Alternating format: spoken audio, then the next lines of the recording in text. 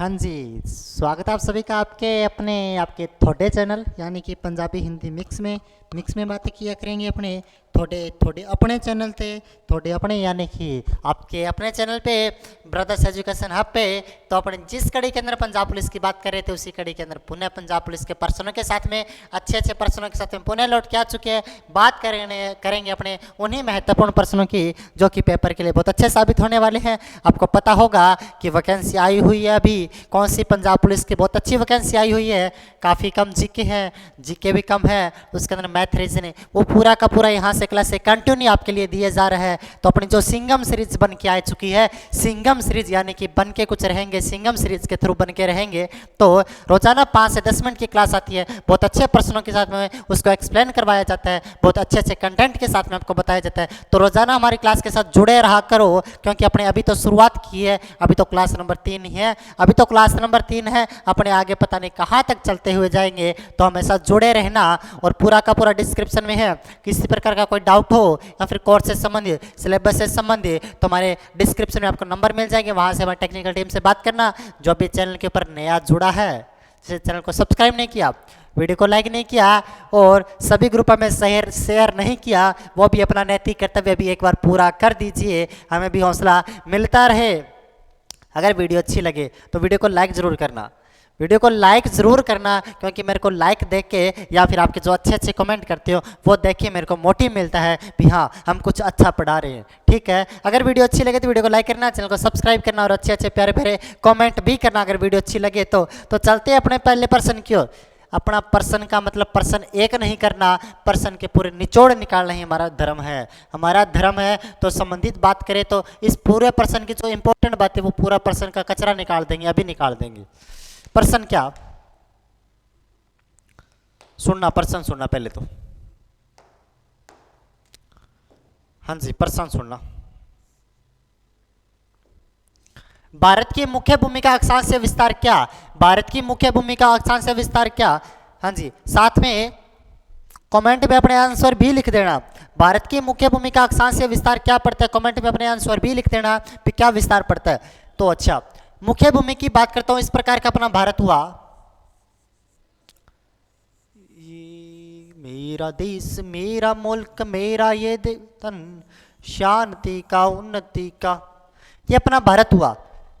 मुख्य भूमि के अक्षांशीय विस्तार यानी कि इस प्रकार यहां पे अक्षांश का विस्तार कैसे है और यहां पे अक्षांश का विस्तार कैसे है, यानी कि भारत यहां से किस बिंदु से शुरू होता है, भारत यहां पे कौन से बिंदु पे खत्म होता है। तो भारत दक्षिण 8 डिग्री 4 मिनट उत्तरी अक्षांश से शुरू होकर 37 डिग्री 6 मिनट उत्तरी अक्षांश के मध्य फैला हुआ।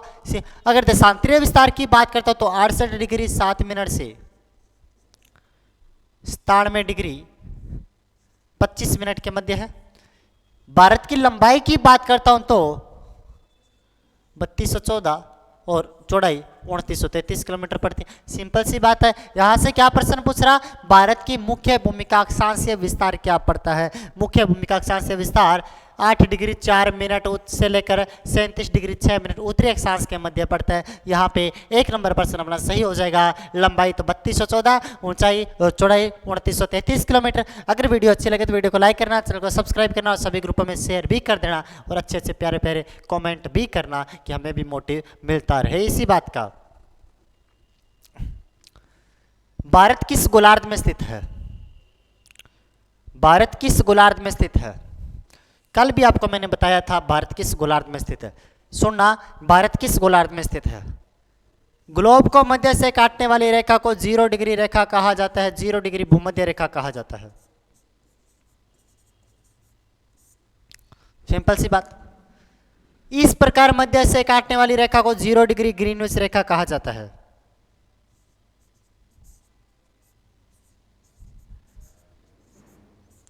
जीरो डिग्री ग्रीनविच रेखा कहा जाता है। और वैसे काटने वाली को तो कौन सी रेखा कहा जाता है? अगर वैसे काटती तो कौन सी रेखा कहलाती है? सिंपल सी बात बोलूं तो वैसे रेखा काटती है तो उसे कौन सी रेखा कहा जाता है? भूमध्य रेखा। और ऐसे काटती है तो उसे ग्रीनविच रेखा।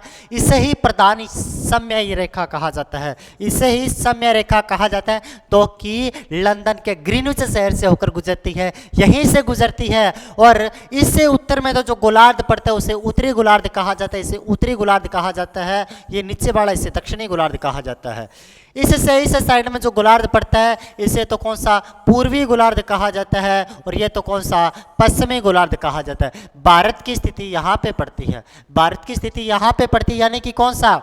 उत्तरी गोलार्ध हुआ और कौन सा? पूर्वी गोलार्ध हुआ। तो भारत कौन से गोलार्ध में आता है? भारत उत्तरी पूर्वी गोलार्ध में आता है। भारत कौन से गोलार्ध में? भारत उत्तरी पूर्वी गोलार्ध में आता है। सी नंबर ऑप्शन बिल्कुल सही होगा। अपने अगर वीडियो अच्छी लगे तो वीडियो को लाइक जरूर करना, क्योंकि कंटिन्यू अभी तो सीरीज शुरू हुई है, आगे तक पता नहीं कहाँ तक चलेंगे अपने, अभी तो सीरीज शुरू ही हुई है, अभी तो सीरीज शुरू हुई है, आगे भी काफ़ी पढ़ेंगे और पढ़ते हुए पूरे सिलेबस को कवर भी करेंगे। हाँ जी, ये बता देता हूँ आपको क्या चीज़ है। सर ये क्या बला ले आए आप? बता देता हूँ। टेस्ट माफिया, हमारी एप्लीकेशन है टेस्ट माफिया, प्ले स्टोर पर आपको मिल जाएगी। वहाँ से जो वर्तमान में वैकेंसी है ये पंजाब हाईकोर्ट की और पंजाब पुलिस की, वहाँ का पूरा रिकॉर्डेड कोर्सेज, लाइव क्लास है, स्टडी मटेरियल पूरा का पूरा इसे टेस्ट माफिया पे पड़ा हुआ है, बिल्कुल नामात्र शुल्क के अंदर।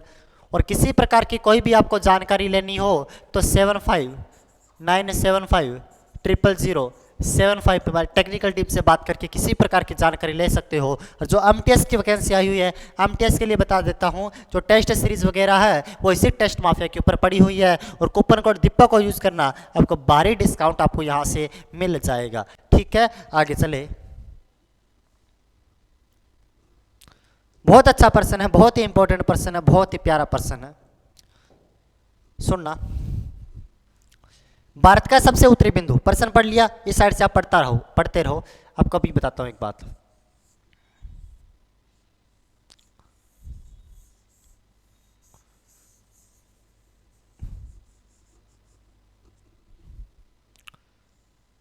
मेरा देश मेरा मुल्क, देश का वतन, शांति का नती का ये चमन।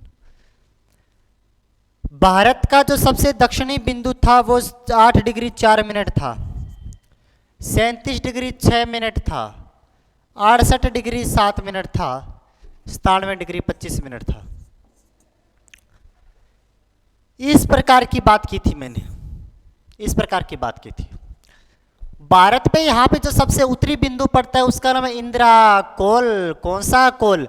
इंदिरा कोल, यानी कि कोल तो हमेशा कहाँ से आता है? ऊपर से आता है। इसका नाम तो इंदिरा कोल पड़ता है। इस बिंदु का नाम तो कन्याकुमारी पड़ता है। कौन सा कुमारी? कन्याकुमारी पड़ता है। भारत का दक्षिणी बिंदु कौन सा? कन्याकुमारी। यहाँ गुजरात के साइड में सबसे पश्चिमी बिंदु तो कौन सा पड़ता है? गोरमोता पड़ता है। कौन सा? गोरमोता पड़ता है, जिसे सर क्रीक भी कहा जाता है। इस साइड में तो वालागू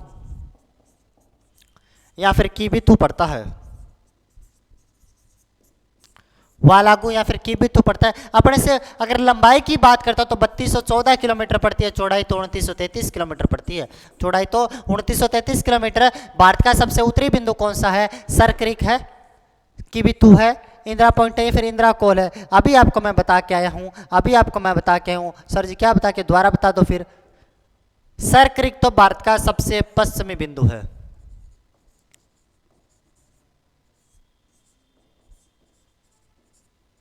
सर क्रीक भारत का सबसे पश्चिमी, कीबिथू भारत का सबसे पूर्वी बिंदु है।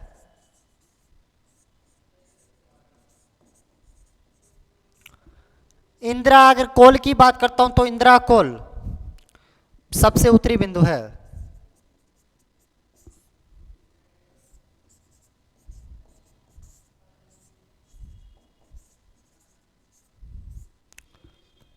इंदिरा पॉइंट की बात करता हूं तो इंदिरा पॉइंट भारत का सबसे दक्षिणी बिंदु।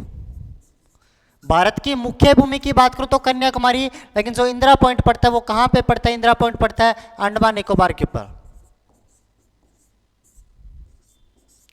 ये अंडमान निकोबार पे पड़ता है। ये भारत का सबसे दक्षिणी बिंदु पड़ता है। कौन सा? इंदिरा पॉइंट। और ये भारत के सबसे उत्तरी, दक्षिणी, पूर्वी, पश्चिमी हो गए। अगर वीडियो अच्छी लगे तो वीडियो को लाइक करना, चैनल को सब्सक्राइब करना और सभी ग्रुप में वीडियो को शेयर भी कर देना।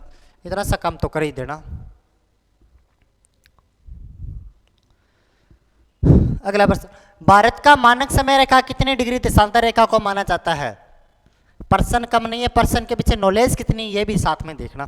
भारत का मानक समय रेखा कितने डिग्री देशांतर को माना जाता है? यानी कि इस प्रकार का भारत है तो भारत के मध्य से एक समय रेखा गुजरती है, भारत की मानक समय रेखा, भारत के मध्य से मानक समय रेखा गुजरती है। अगर मैं बात करूं तो जो समय रेखा वो 68 डिग्री 7 मिनट है, सॉरी 82.5 डिग्री।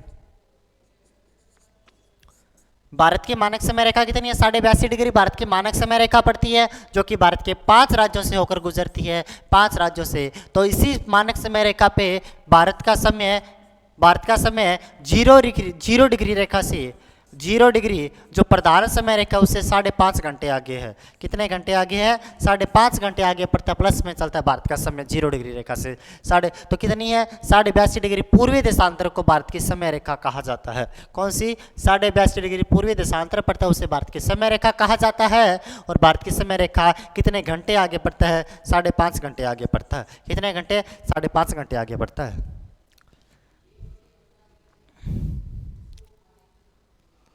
भारत की तटीय सीमा की कुल लंबाई कितनी है? तटीय इस प्रकार का भारत का तट पड़ता है नीचे से, इस प्रकार का भारत का तट पड़ता है। एक साइड में तो क्या लगता है? अरब सागर लगता है, एक साइड में बंगाल की खाड़ी लगती है।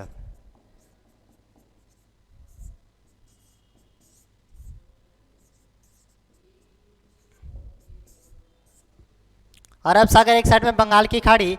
यहाँ गुजरात से लेकर महाराष्ट्र, गोवा, कर्नाटक, केरल, तमिलनाडु, आंध्र प्रदेश, उड़ीसा और पश्चिम बंगाल 9 राज्य यहाँ पे तटीय सीमा बनाते हैं। कितने राज्य? 9 राज्य। और इन 9 राज्यों की तटीय सीमा की लंबाई की बात करता हूं तो 6100 किलोमीटर है। कितनी? 6100 किलोमीटर। यही क्या पूछ रहा?